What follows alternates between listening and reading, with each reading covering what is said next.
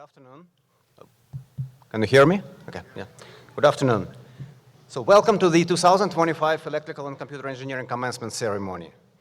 So we are very excited to celebrate this moment and have you here with us, and this is very important, of course. So this moment was made possible by years of hard work and dedication from the side of our students and continuous support of family and friends and our faculty. So we are really happy to have you here, and thank you very much for joining us today. So at this moment, I would like to ask you to please rise for national anthem playing.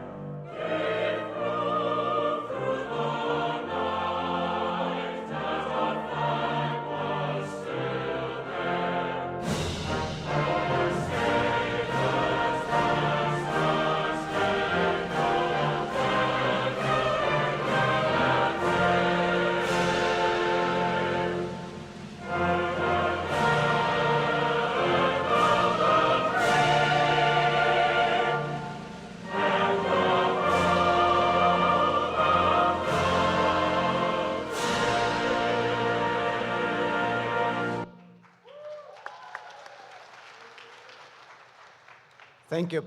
Please be seated. Now I would like to invite Dean of College of Engineering and Applied Sciences, who is also professor of our Department of Electrical and Computer Engineering, Dr. Andy Singer, who will continue our ceremony. Please.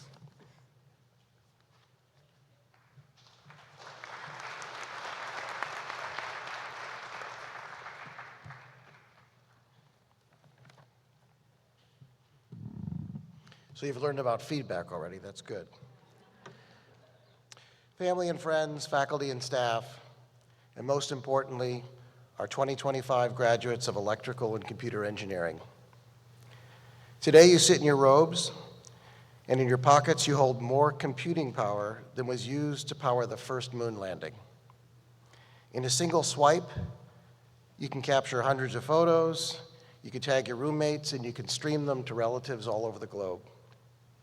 That pocket-sized miracle is proof that the fourth industrial revolution, the digital era that was ignited by the transistor, the microchip, and the internet, is already behind us. You're stepping into its successor, a fifth industrial revolution, driven by artificial intelligence, radical personalization, and a planet that needs sustainable solutions. And to thrive in it, you need to do what engineers at Stony Brook have always done and seize the day. CEAS, of course, are the first initials for the College of Engineering and Applied Sciences, but let those letters guide you to challenge, engage, ask, and serve as you head to the frontier, just as John Hennessy once did. So John grew up in Huntington and attended high school about 20 minutes from here. And he chose Stony Brook University because we offered the best financial aid package for graduate school. In the 1970s, the computer world was a blank canvas, and he once told me that it felt easy to be at the frontier of computing because so much was yet unbuilt and waiting. With a handful of graduate students working out of a trailer, he helped invent the RISC computer architecture, tiny, efficient instructions that now pulse through every cell phone, game console, and smartwatch on Earth. Simpler is more efficient, he likes to say. And this is a lesson that he carried from Stony Brook to founding MIPS Computer Corporation, to being a professor and then dean of engineering at Stanford, and then its president, and to becoming chairman of Alphabet Corporation. And if you ask him about all those lofty titles, he'll actually smile and say that the best job he ever had was as dean of engineering at Stanford. His journey shows us that talent matters, but so does timing and grit and a decision to sprint when the path ahead of you is wide open. Another trailblazer who sprinted long before there were smartphones was Rear Admiral Grace Hopper. During World War II, she joined the Navy. She wrote the first computer compiler, and she paved the way for the computer language COBOL, making computers useful for people that didn't speak machine code. And when commanders in the Navy hesitated about deploying computers, she acted and did so anyway, and later said, "It's easier to ask forgiveness than it is to get permission." And that bias for action actually once became hysterically literal for her. In 1947, her team opened up a non-functioning Harvard Mark II computer, and inside found a dead moth singed and stuck between two relays. And they took it out and put it in the logbook and taped it there. And next to it wrote, "First actual case of a bug being found." And from that day on, every late night coder has talked about debugging, and that's where it comes from. Hopper's words and that moth aren't a license, though, to cut corners. They're a reminder to move decisively when the mission is clear, whether you're optimizing supply chains, safeguarding data with quantum-proof algorithms, or designing climate-resilient infrastructure. Progress often demands courageous first steps. That same resolve lies in Andrea Goldsmith, a wireless communications pioneer and the incoming president to Stony Brook University. Her breakthroughs in wireless communications laid the foundations for 5G cellular and are already framing what 6G must achieve: enhanced speed, reduced latency, and improved power efficiency. As a faculty member at Stanford, she worked with John Hennessy when he was engineering dean and president. Soon, she will lead his alma mater and count on engineers like you to turn visionary ideas into working hardware. Hennessy's frontier spirit and Grace Hopper's fearless drive merge in the challenges that you now face, where computing, communication, and sensing take place in the quantum realm, and sustainable grids balance sun, wind, and storage minute by minute. And none of it will succeed unless human intelligence, your intelligence, and judgment guide the development. And that's why Stony Brook taught you more than circuits and Fourier transforms. You learned ethics and teamwork and the humility to test every assumption twice. So before you dash off to rewrite our future, take a moment and look around you. Say thank you to your parents who helped you long before you started helping them with technology. Say thank you to your siblings who surrendered the family Wi-Fi at midnight so you could finish one more project. And to your friends who shared caffeinated evenings debugging final projects. Seawolves run in a pack, and your pack is right here. And today is the perfect moment to say thanks. Families, imagine a world 20 years from now when these graduates hand you and your grandchildren their first gadget, designed, maybe, by someone here in this room. Graduates, pocket today's pride and keep Stony Brook on speed dial. Text us when your startup gets its first customer, when your paper is accepted at your first conference, or when a late-night side project or a policy changes a life. And remember the 4 letters in our name and let them guide you. Challenge assumptions, engage collaborators, ask forgiveness when progress can't wait, and serve society first. Class of 2025, the frontier is calling, and it's wide open, so step forward together and run as Seawolves, and above all, seize the day. Congratulations, Class of 2025.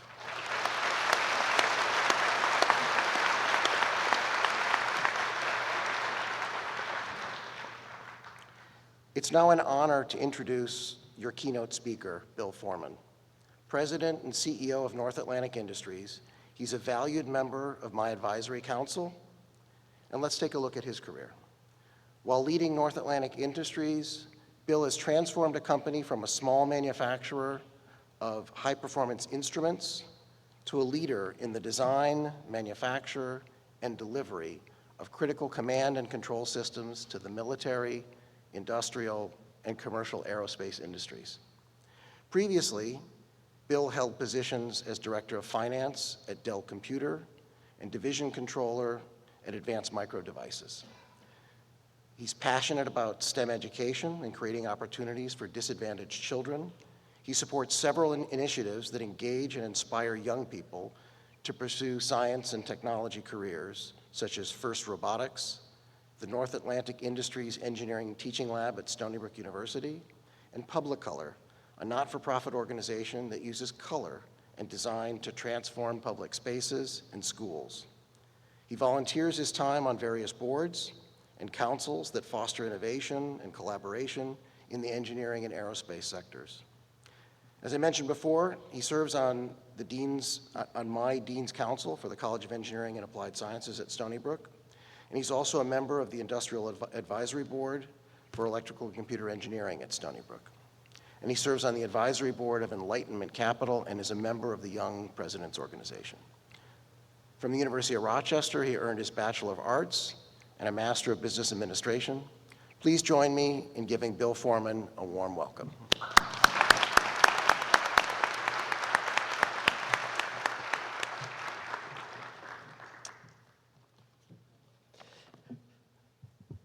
Thank you, Dean Singer, for the warm welcome, and as well, congratulations on everything you've been able to accomplish for the students and the school. Done a fabulous job in your short time. Good afternoon, everyone. Sound is good? Okay. It's a tremendous honor for my wife and me to be here with the graduating class of 2025.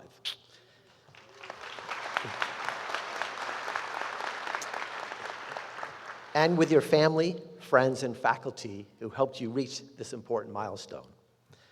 Graduates, I must say it's great to see so many familiar faces. It really makes me appreciate the close relationship North Atlantic has developed with the university and the student body. Really fabulous. You've answered thousands of questions to earn your degree. Let me leave you with just one more. What do you say when the opportunity of a lifetime looks you in the eye, waiting for an answer? Well, that's exactly where I am early in my career, sitting in the Austin, Texas office of Michael Dell, the founder and CEO of Dell Technologies. It's just 3 years after he launched what will become a $100 billion company. Also in the room, Lee Walker, Dell's president. It's just the three of us. Michael and Lee lay out a series of complex challenges the company's facing. What's needed, what's at stake. And then, without warning, Michael looks at me squarely in the eyes and asks, "Can you do this?" The room is silent, my heart is pounding. How do I respond? Long before I found myself sitting across from Michael Dell, I was standing on a factory floor, sweating through 90-degree summer days at my high school job in a sheet metal shop. I operated shear, punch press, and brake machines. The parts we assembled had to be hauled by hand up 2 flights of stairs for storage, and a few days later, back down again when it was time to ship. No elevator, no air conditioning, just long hours on my feet. Those were formative days.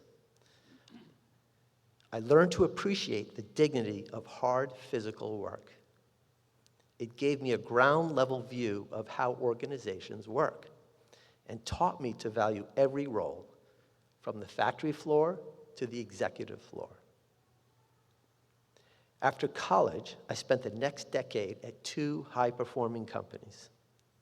I made my share of mistakes, but fortunately, I learned on their dime. Also, I was able to watch great leaders in action. I observed how, under pressure, these leaders made good decisions and how they made bad ones. In those early years, things like job titles and salary were not a priority. What mattered was the culture, the people, and the opportunity to learn in a growth environment. Always remember, monetary capital comes and goes, but intellectual capital, that stays with you forever. Mentors are everywhere. You just have to look. Find one, or even better, find a few. Let me tell you about one of mine, Charlie Holmes. Charlie was a businessman whom I met in my 20s through an introduction by my sister. Over time, we became friends. At one point, I felt I was ready and decided to be an entrepreneur. I asked for Charlie's advice. Without hesitation, he gave me more than just advice. He made a key introduction, and he gave me an office, a phone, and something even more valuable, his belief in me. That kind of support is priceless. Here's what most people miss. You don't need a formal program or a mentor to be assigned. In fact, don't even use the word mentorship. Just reach out, start a conversation, ask thoughtful questions. Show that you've done your homework and that you genuinely care about what they do. And if someone takes the time to help, follow up. Let them know how their advice made a difference. You want them to engage with you. That's how relationships start and develop. Observe and study how successful people think, act, and lead. There's a masterclass going on all around you, if you're paying attention. One of the smartest decisions I made early in my career had nothing to do with salary, title, or location. It was about who I worked for. Before I took a job, I asked myself 2 questions, and I encourage you to do the same in every interview.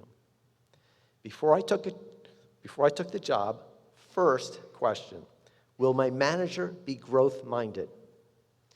Second, will this person mentor and coach me?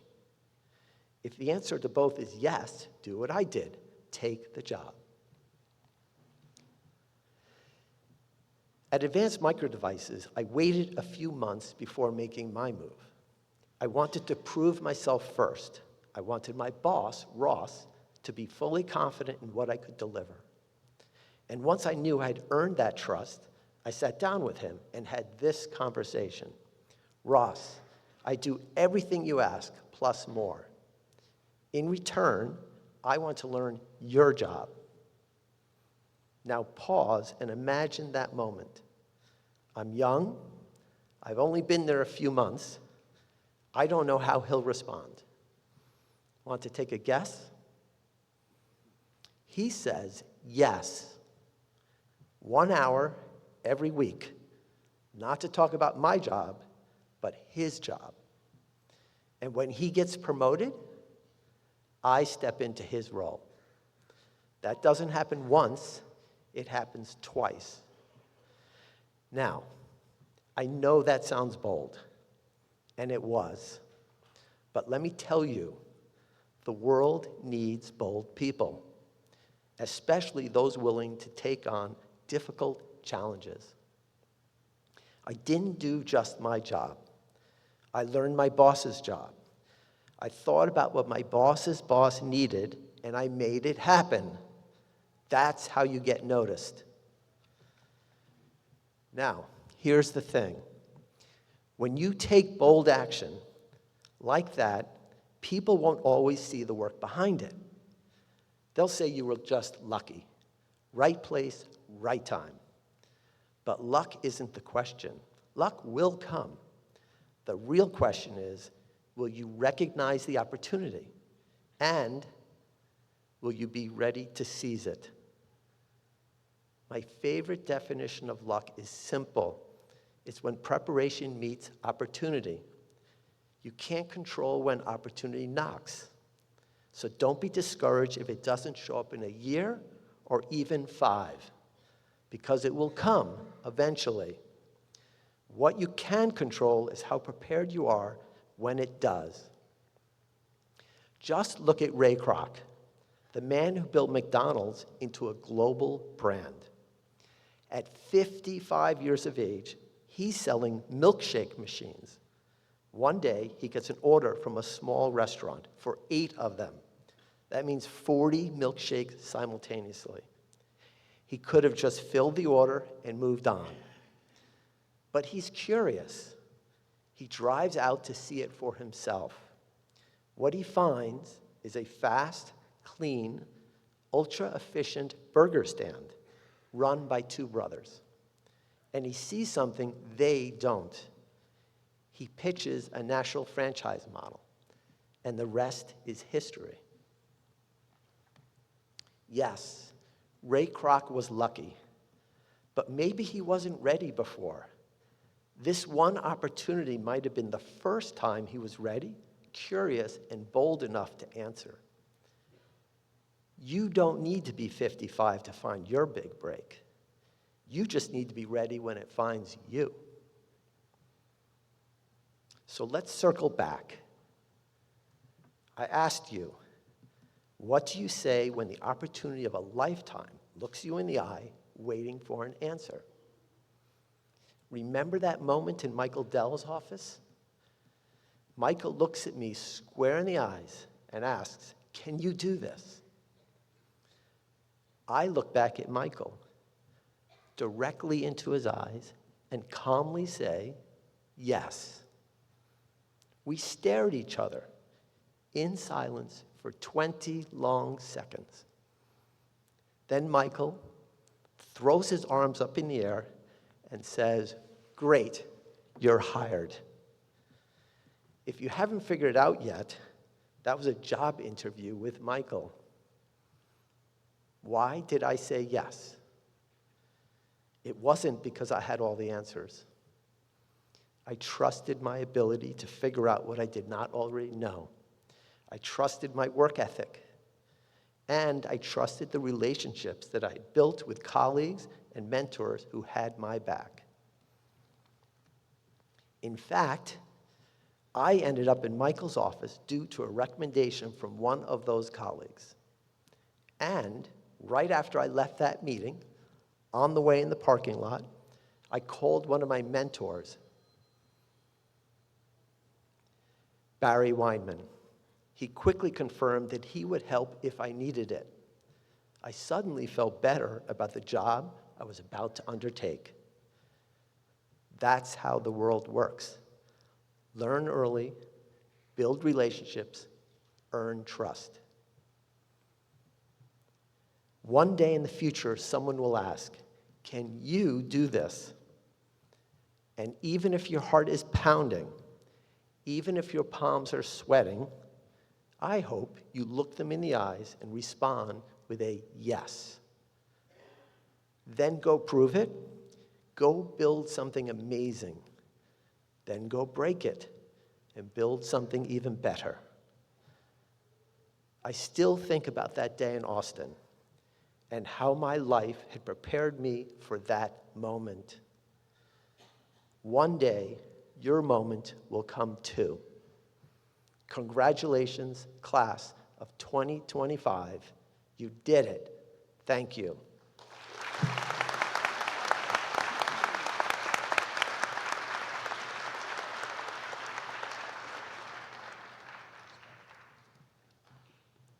Thank you very much, Bill. Thank you very much for a very inspirational speech and your long-term support of our department. Thank you. So now it's my distinct honor and pleasure to start presentation of departmental awards. Our department has 3 awards established to honor in memory of a fantastic teacher, professor, wonderful friend and colleague, one of our graduate students, and a brilliant scientist. So first we will start the presentation of the awards from award established in memory of Professor Driscoll. And I would like to invite members of his family who established this award on the stage. Please, Timothy and Janice.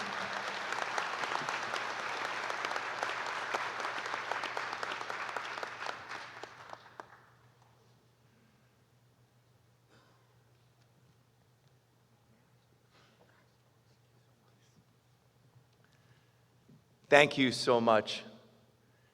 It is an honor for my mom and I to be here to award the 3rd annual award in honor of Professor Timothy J. Driscoll, my dad, who was a member of the Stony Brook faculty for 45 years, and indeed was preparing to teach a course with a brand new textbook the day he died. I think that Dad embodied what Dean Singer said and what Mr. Foreman just said, to keep learning, to keep living outside your comfort zone in every moment in your profession. Dad spoke of the engineering profession being embodied by 3 things beginning with C. One was commitment to technical excellence. The second was communication. It wasn't enough for an engineer just to be good at the technical part of engineering, but the engineer had to communicate her and his thoughts and ideas to an audience often of non-engineers like me and like Mom. And the last is compassion. You're all going to change the world, but suppose there's nobody in the world to appreciate what you do. So keep in mind those human beings that are affected by these great changes that you'll make in our world. Congratulations to the class. Congratulations to our honoree, who is Angelo? Whose name? I want to be able to pronounce his last name correctly.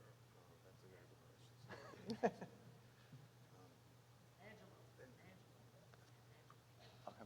So our honoree this year, now Dad would always struggle to pronounce everyone's last names correctly. I'm a judge, not an engineer, so I'm just going to call our honoree by his first name and first name only. And congratulations to Angelo for receiving the Timothy J. Driscoll Award. And if Angelo could come forward.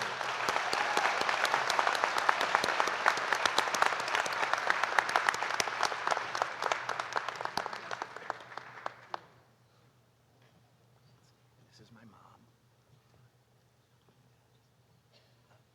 And we have, I think it's the far one. Okay. The check is in the mail, Angelo.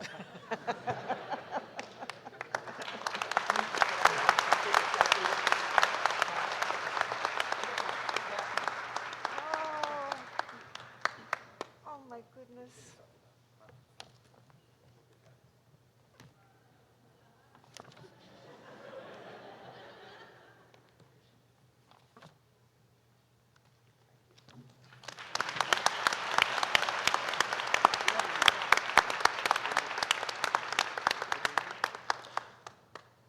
Thank you very much.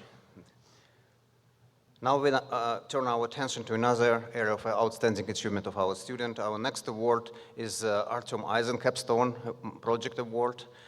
It's in the memory and honor of Artyom Eisen, who was our graduate student. The award will be presented by Dr. Michael Guzman, who is faculty at our department. And we also have family members, Artyom's cousin and family members. Please welcome to the stage.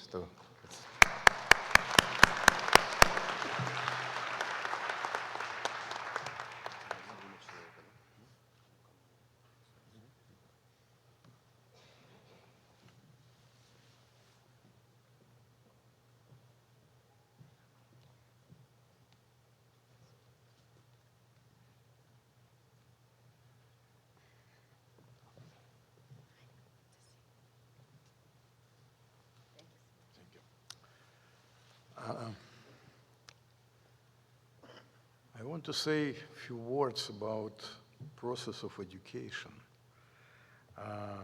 We teach students during several years, but sometimes students teach us in a very important way. And first of all, I want to represent members of Eisen family, Arkady,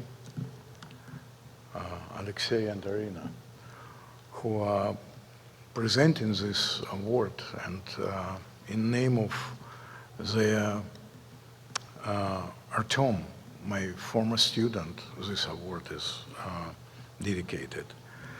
I want to tell you a little bit about my collaboration with Artyom Eisen.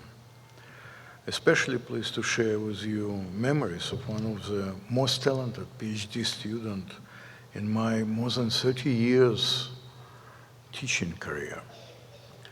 Artyom was entered in our laboratory in 2012.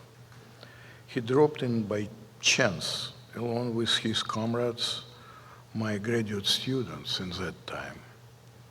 And a short conversation with him immediately shown that I was dealing with extraordinary talented person. So a few days later, he returned to the lab and asked permission to check the correctness of one of his design solutions in the field of microcontroller architecture. This was unexpected for me, since I already knew from his friends, my students, that he wanted to become an architect, not an electrical engineer. So after seeing the result of his work, I immediately invited him to join our research group. And Artyom joined our optoelectronic design group inside of sensor laboratory. So since then, until his unexpected death at the end of 2014, he was not only a successful PhD student, but also the center of many social active projects. He achieved his greatest success with the students group and the IEEE laboratory in our IEEE group and electrical engineering department, which he actively helped to create. Artyom was able to manage his research projects very efficiently, with simultaneous helping several student organizations inside and outside of our university. Artyom achieved excellent results and my deepest respect, and he demonstrated a keen intellect in his own design project, and he's really developed over all years of our collaboration. Artyom Eisen showed a great sense of responsibility towards all his and his colleagues, my PhD students' projects. The success of his own project was a result of extensive research and use of his keen multidisciplinary skills. Even during holidays and weekends, he devoted time to his project, and I found this is very intriguing. His projects were an interesting combination of analytical work, hardware and software design in one. My students and I were very lucky. We had the privilege of working together and for several years with a very talented and good person.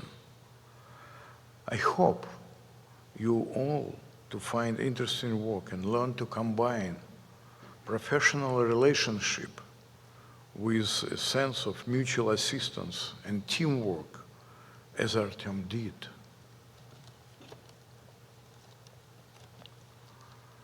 We are pleased to present Artyom Eisen Capstone Award, an honor established by Artyom Eisen family to celebrate his remarkable creativity and dedication. This award recognizes an undergraduate senior design group whose capstone project embodies the spirit of innovation, demonstrating exceptional artistry, practical impact, and cross-disciplinary collaboration. This year, we are proud to recognize a squad: Elizabeth Rand, Arpita Sa, and Danya Monsi for their outstanding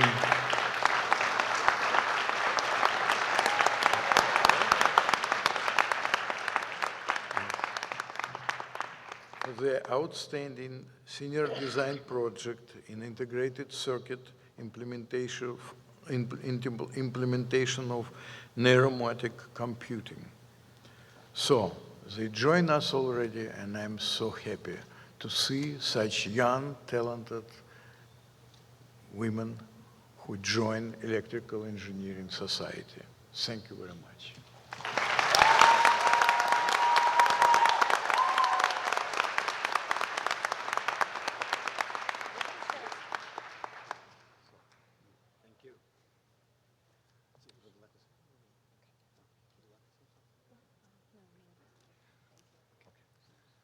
Thank you very much, Michael. Thank you very much for establishing this award, and congratulations once again to recipients of this first time of this award. Thank you.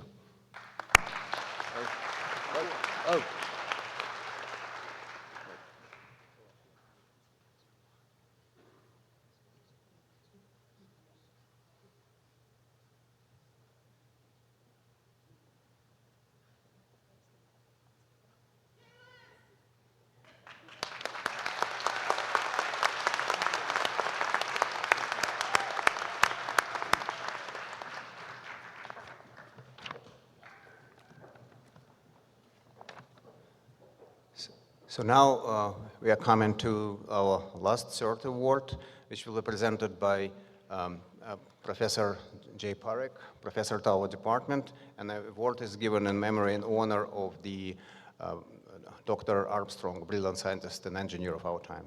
Please, I welcome Jay.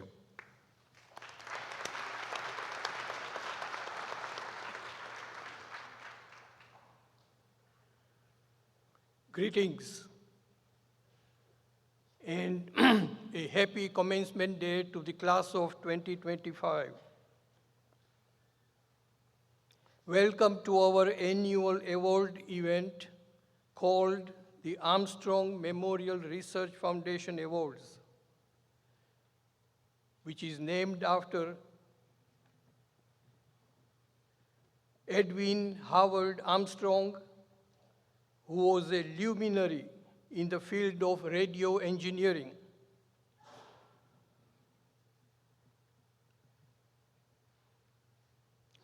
Actually, the Armstrong Awards are an annual event at two places, two universities, Columbia University and Stony Brook University. The funding for today's awards in the amount of $1,250 per student is provided by the Armstrong Foundation. Edwin Howard Armstrong spent his entire career at Columbia University, initially as an undergraduate student and later as a professor. Stony Brook's affiliation with the Armstrong Foundation dates back about 35 years.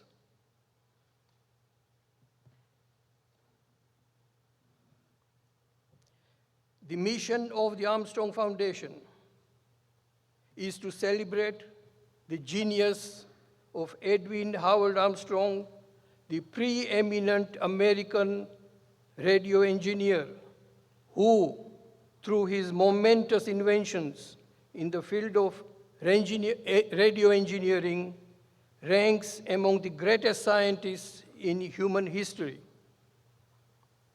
Ironically, far fewer people know of Armstrong than Einstein, even though both were arguably of similar scientific statures.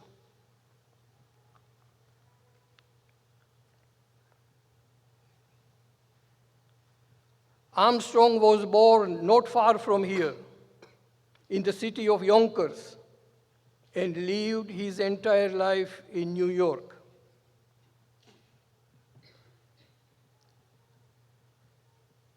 He was a patriot and served in the US Army during World War I He also was very generous to the US government and allowed the US government to use his important patents free of charge.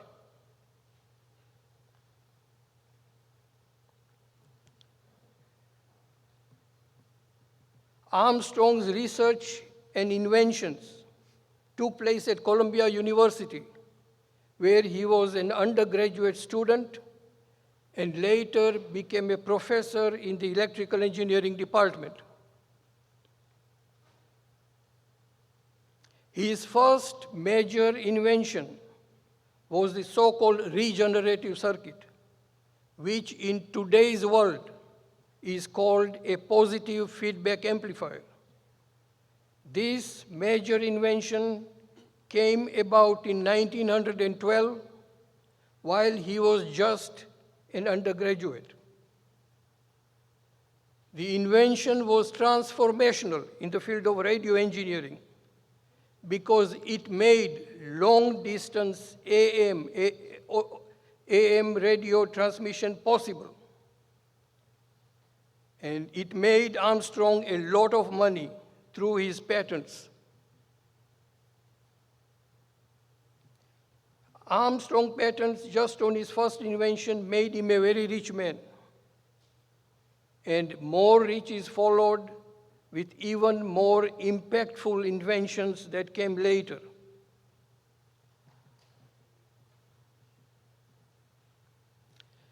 Armstrong was an exceptional and persistent hands-on individual and a tinkerer who was not afraid of taking on any scientific challenge. These traits were his hallmarks, which helped him to make major inventions.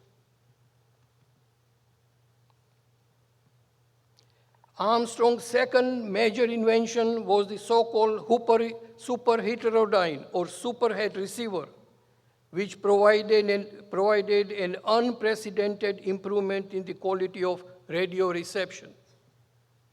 Subsequent to its use in radios, the superhet technique is even today the most common method used in microwave measurements, where instead of making measurements directly at microwave frequencies, which is hard to do, one simply shifts the frequency of the microwave signal down to a much lower IF frequency, where measurements are much easier and relatively inexpensive.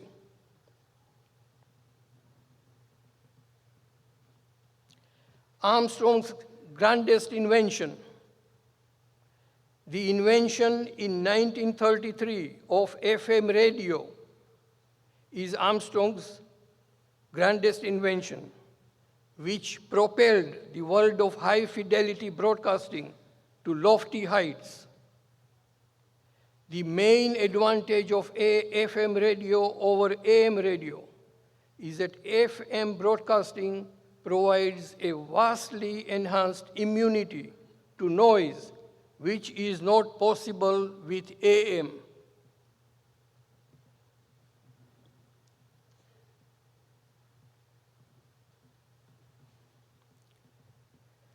As with most inventions, the invention of the FM radio led to other important applications.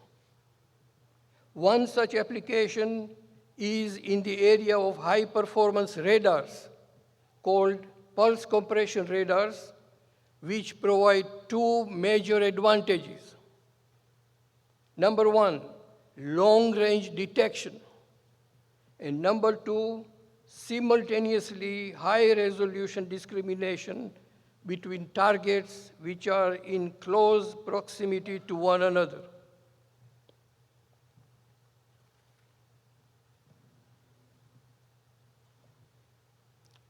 On this slide, you see commemorative stamps of 4 great American scientists issued by the US Postal Service in 1983. Number 1, Charles Steinmetz, pioneer in the field of AC power systems. Number 2, Edwin Armstrong, inventor of the FM radio. Number 3, Nikola Tesla, pioneer in the field of electrical power distribution using AC. And number 4, Philo Farnsworth, inventor of TV.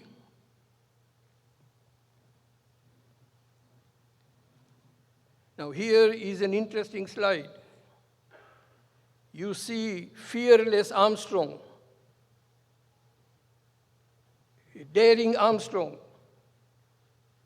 who not only undertook projects deemed by other scientists as formidably difficult, but also in climbing heights. You can see Armstrong in this slide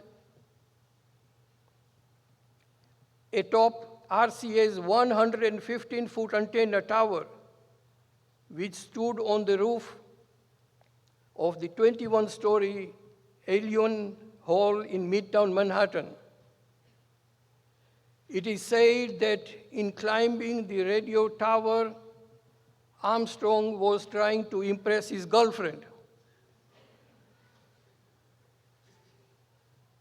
That is true.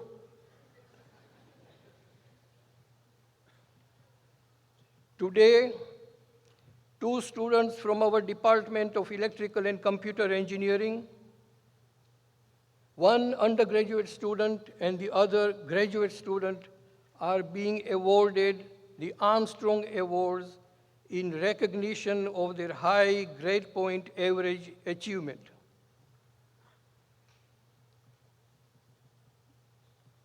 The graduate student is Leiba Bilal.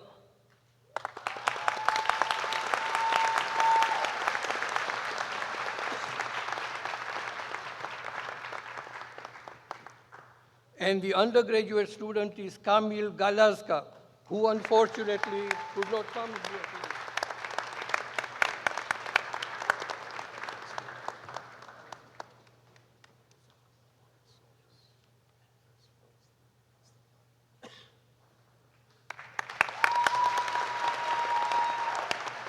Thank you. Thank you very much, Jay. Okay, please give one more round of applause to all our achievers, high achievers.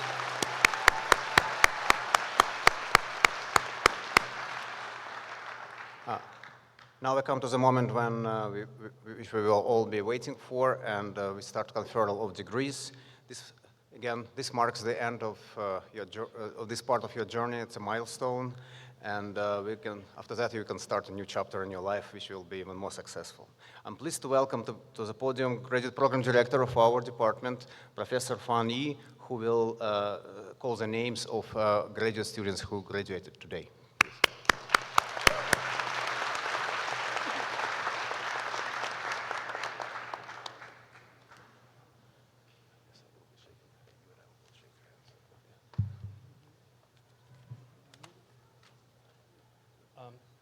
Thank you.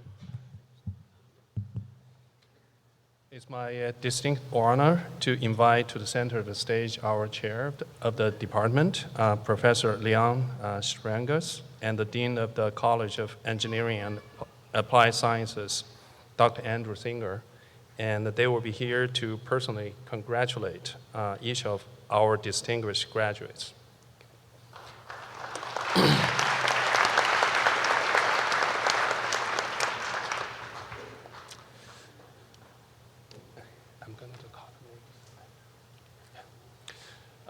I'm not best known for my phonetic skills, so I'm pretty sure I probably will butcher a bunch of names. You can correct me afterwards. Okay.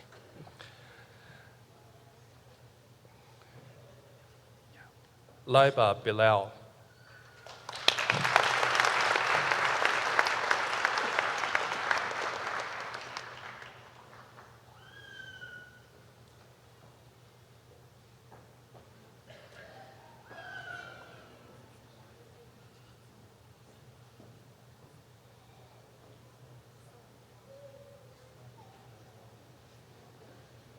Sama Saliolo.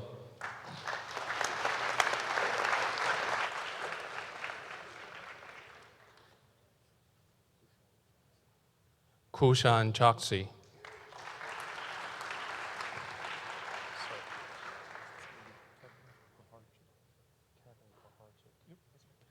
Kevin Kaharchik.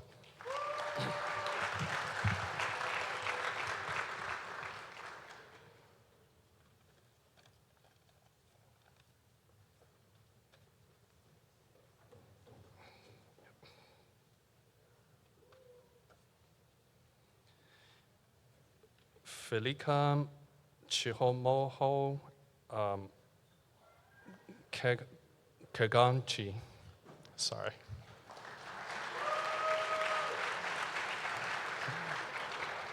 Ahmed Rafid.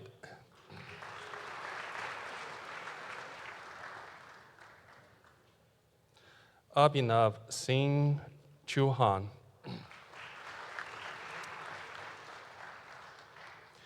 Mo An.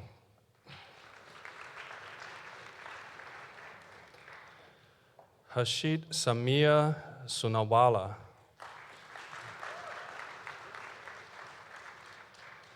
Prabhu Vamsi Vadan Gori Marihi.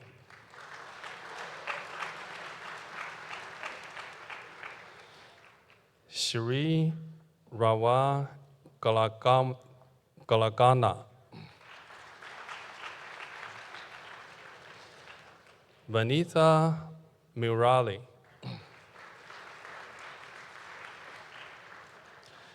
Rachel Liang.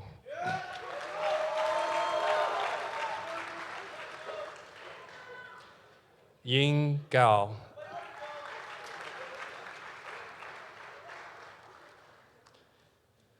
Kyle Han.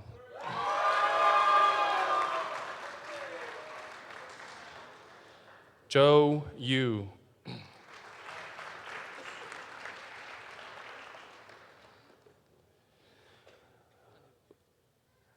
Uniruth C.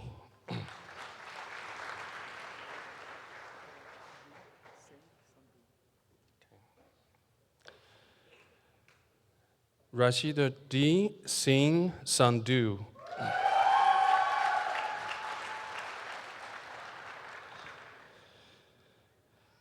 Tushan Nama.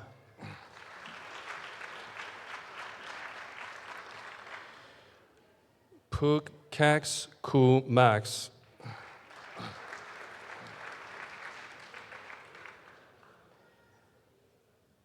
Shivrum Hata.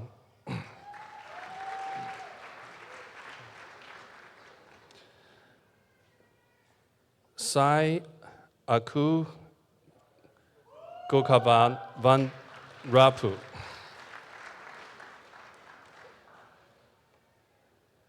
Pav Dave.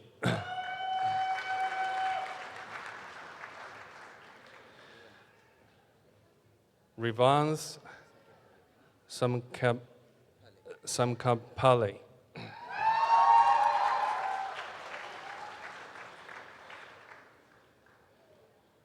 Andrew Casti Blanco.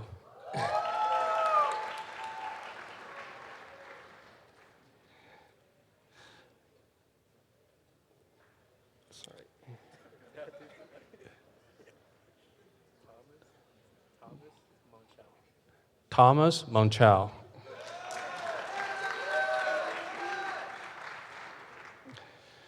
Harmin Singh.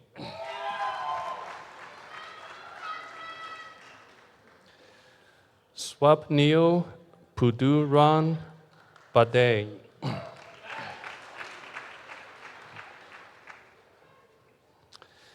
Siddhesh Ramazigol.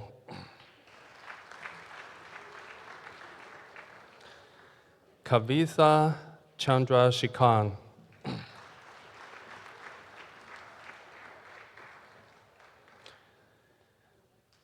Vaibhavi Amashi.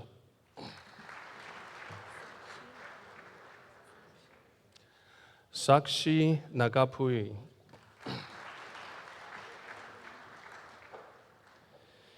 Shivani Pandey.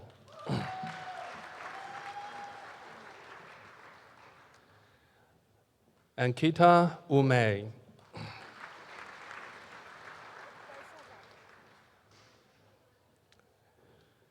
Utkasha Jadava.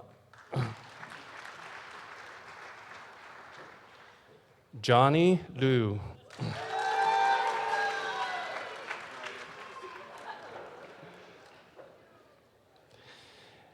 Brilliant Koff.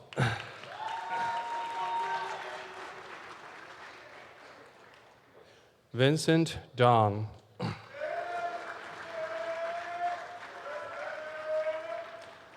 Istis Borcha.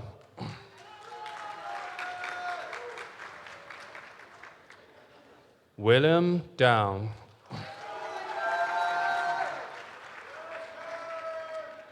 Kanad Panini Tilan.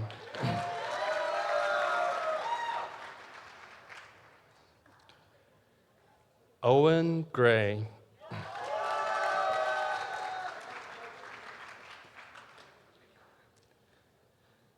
Namrata Bawani.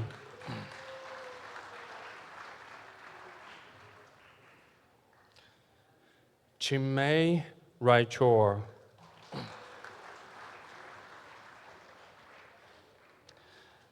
Noah Marone.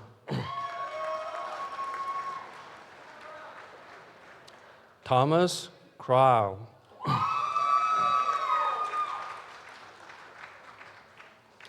Subab Baral.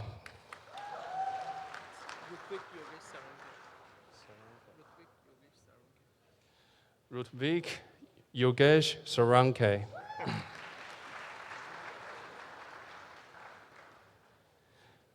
Varayuk Sood. Vinayak Sood.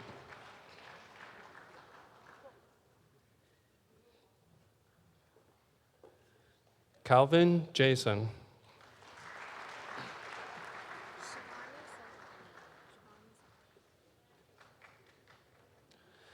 Shibani Savakuma.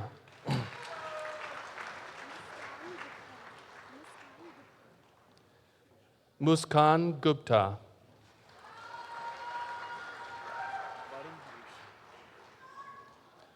Varun Harish.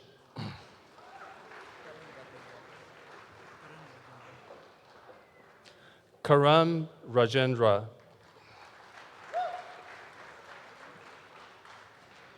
Hai Lee.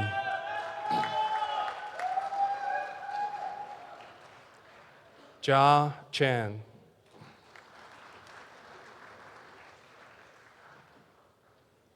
Disha Goshal.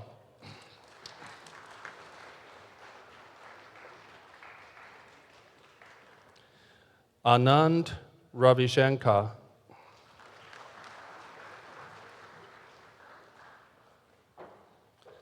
Sakila Alam.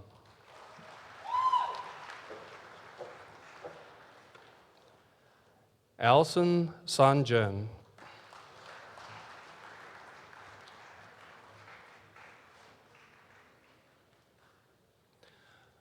Madhu Sudanan.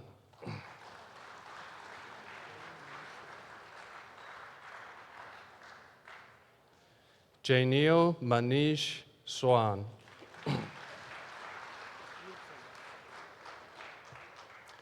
Meet Suni.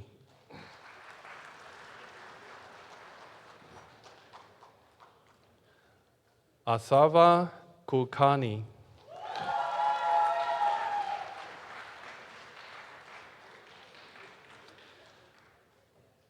Tejas Kampigoda.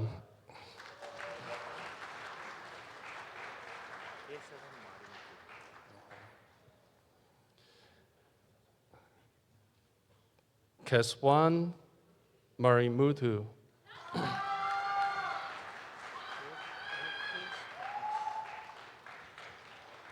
Rokesh Prakash.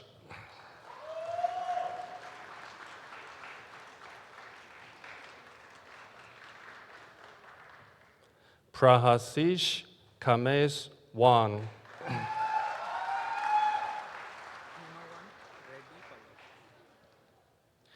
Himawan Reddy Palapu.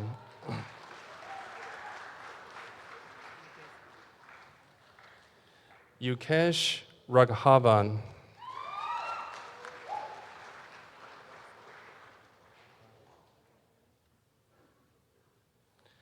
Taharina Tasnim.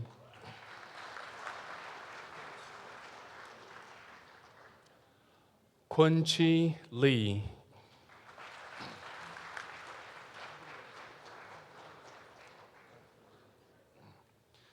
Abdul Wase.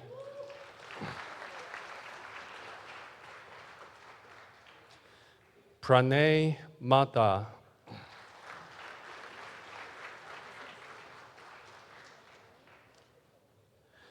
Krishna Shri Gandam.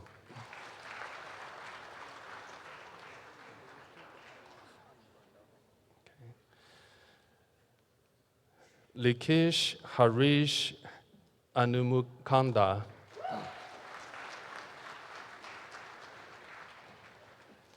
Shivani Badu.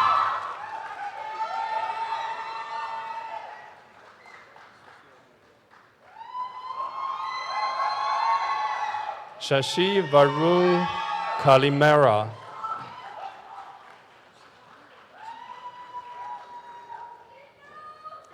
Shivani Radhi Chimala.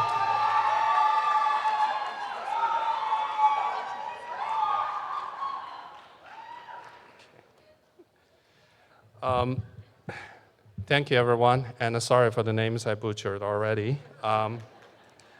Next, we welcome Dr. Rita Kamal, undergraduate program director for electrical and computer engineering, who will call the names of our graduating undergraduates. Thank you.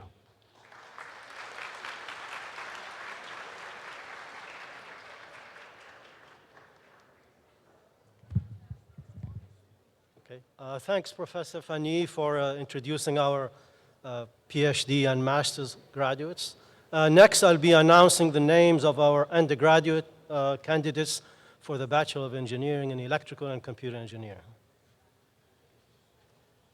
Elizabeth Rand.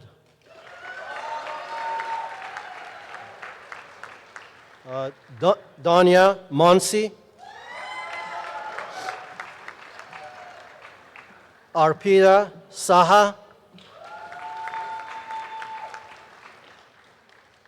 Angelo Kunal.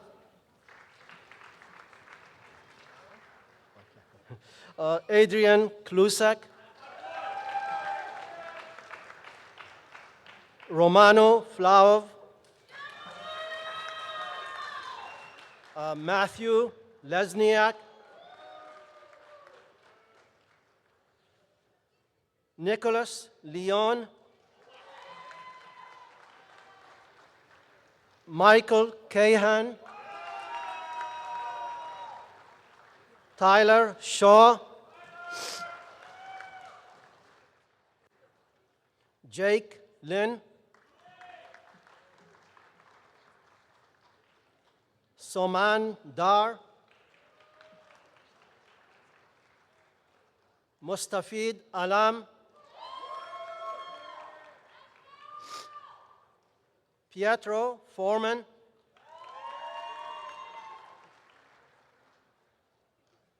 Alexander Monov. Bek Muradov. Muttaqin Ulam. Raisul Arifan. Abdel Sanogo. Michael Verdecana.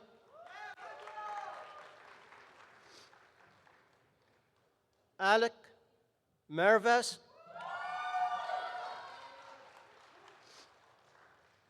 Logan Eisenberg.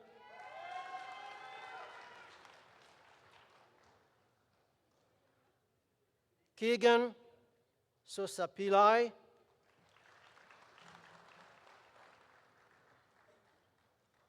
Dylan Lee,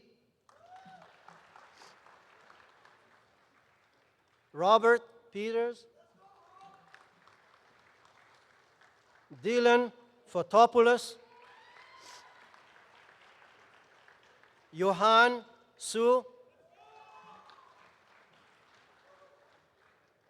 Mahadi Mustafa,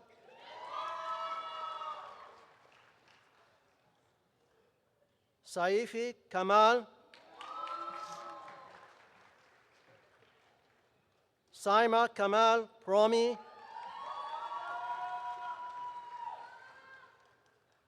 Dilshoda Saifileva,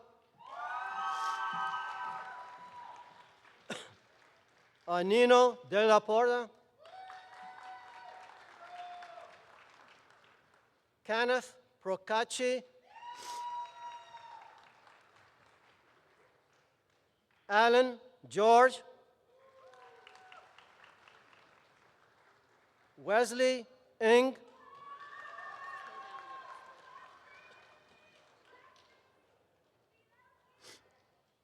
Matthew Leo,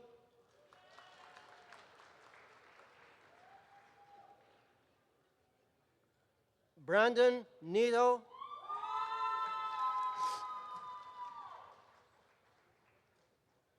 Omar Mohammed,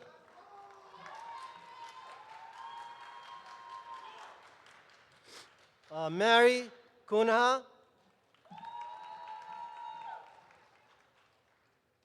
John Shen,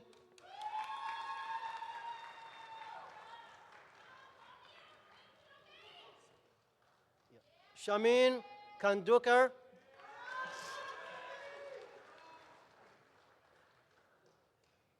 Amy Liu,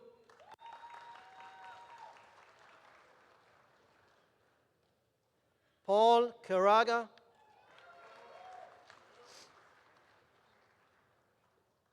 Leo Lin,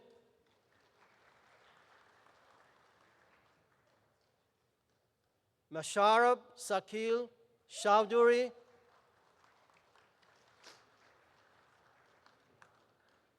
Juyant Kutiyar, Arnaud Vigas,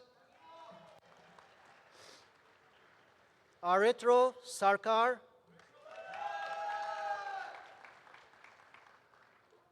Richard Donado, Ong Mio Tha,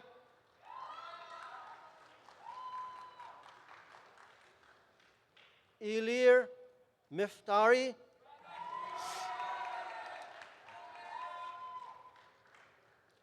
Brian Wen,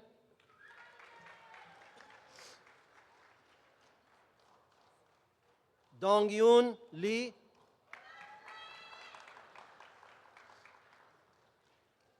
Andy Lee, William Liu,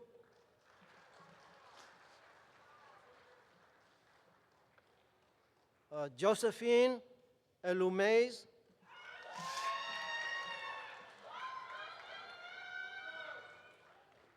Victor Morales,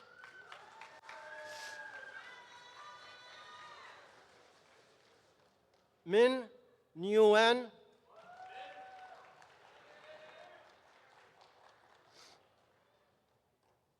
Jonah Torres, Hillary Chandra Kirti, and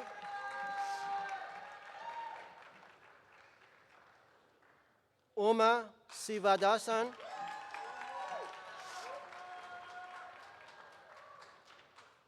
Shazman Shahid,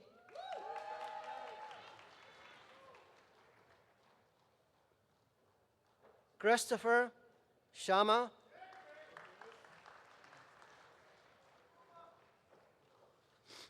Christopher Nielsen,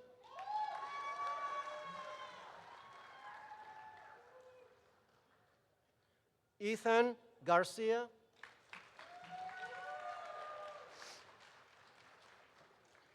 Ken Lin, Felicia Gao, Stephen Shi,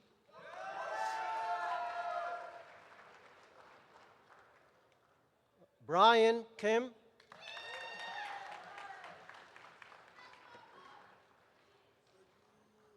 Andrew Nguyen,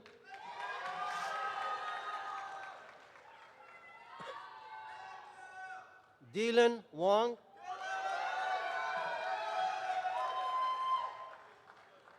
Baron Mai, Sarah Johnson.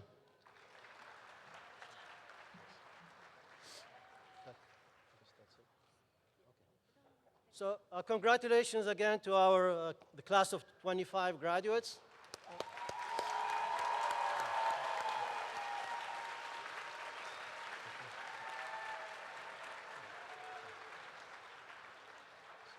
I guess, so next, Professor Steringas will give final remarks. On, oh, finally it works, okay. All right, so as we bring our ceremony to close, I would like to extend our deepest congratulations to the class 2025. Your hard work and perseverance have brought you to this moment, and we cannot wait to see what you will do in the future. I'm pretty sure that you will engineer a very nice world. So at the moment, we actually came to the, the moment when you can actually officially move your tassel from right to the left. And congratulations on your milestone in life.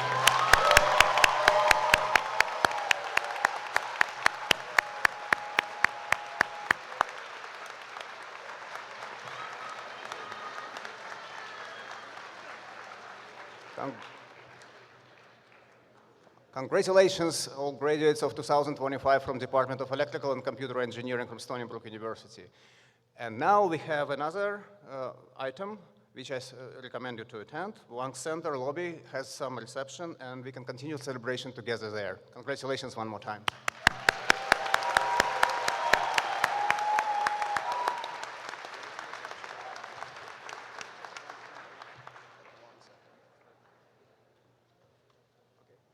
I guess we can conclude ceremony, right?